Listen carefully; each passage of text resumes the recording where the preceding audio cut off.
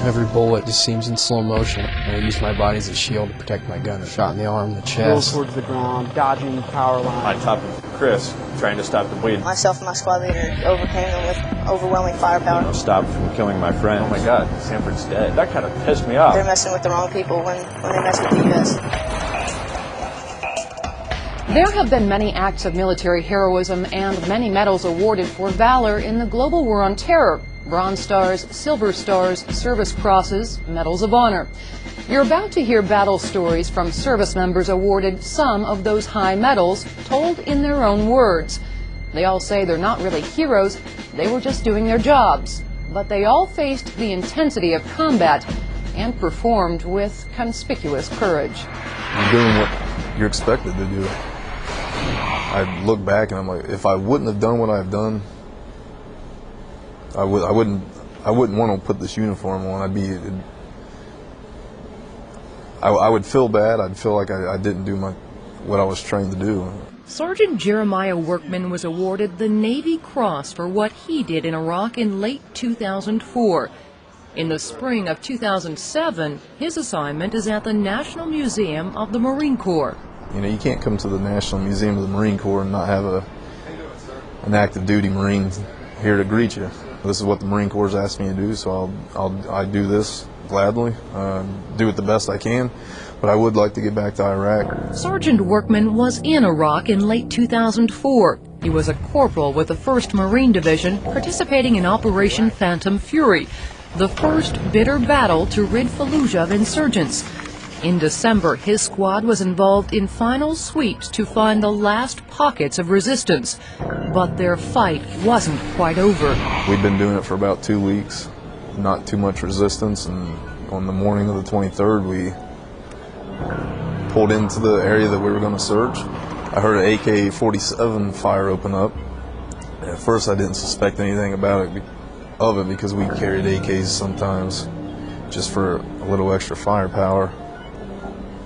And then I heard the 249 saw the machine gun open up, and that's when I was like, okay, something's not right.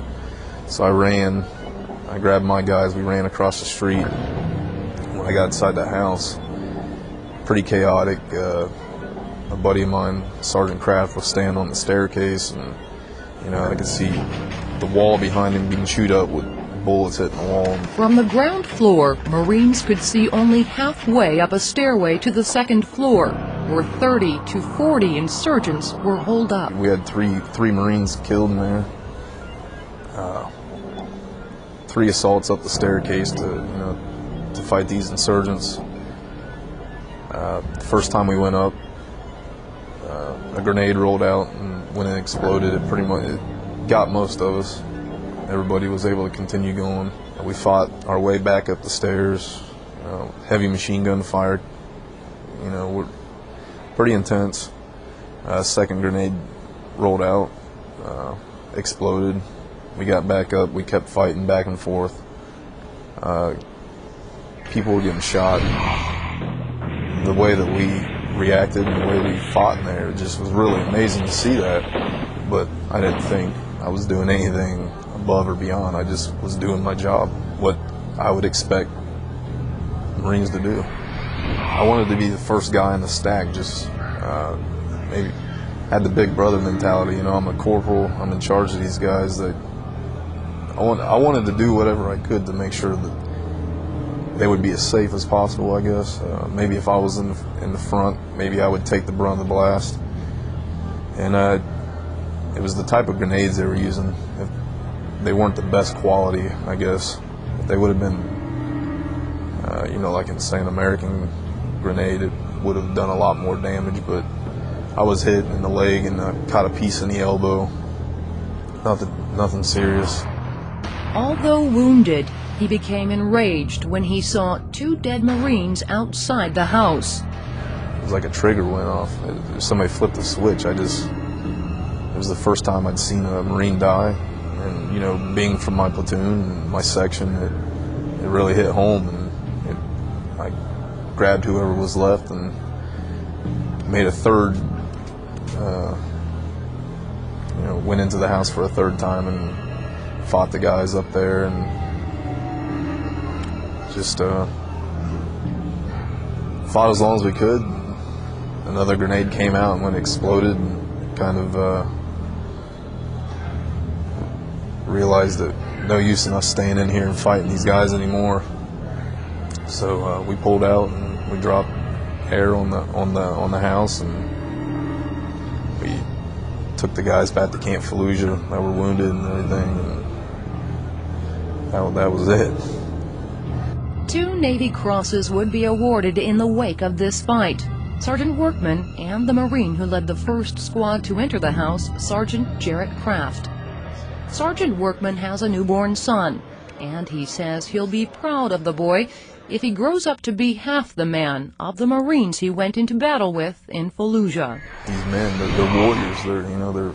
They're fearless. They take pride in what they do. They love what they do. They volunteered to do it. And I like people to know that, that America is in good hands because of people like that. The original military medal was the Purple Heart, created by George Washington during the Revolution, but only 3 of them were awarded then. The Medal of Honor was created first by the Navy, then the Army during the Civil War, and it was bestowed for a whole variety of notable acts, not just for valor. It was not uncommon prior to World War II for the Medal of Honor to be given out for acts of heroism in the line of one's profession.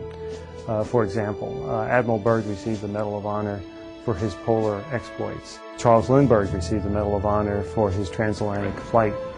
From World War II on, the Medal of Honor came to be awarded for only the highest valor, above and beyond the call of duty. Over time, the Service Crosses came to stand for the next level of valor, the Silver Star the next. The award system should be a motivator.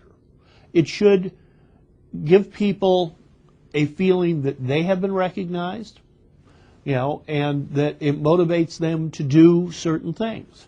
The Distinguished Service Cross is awarded to a person who, while serving in any capacity with the Army, distinguishes himself or herself by extraordinary heroism while engaged in an action against an enemy of the United States.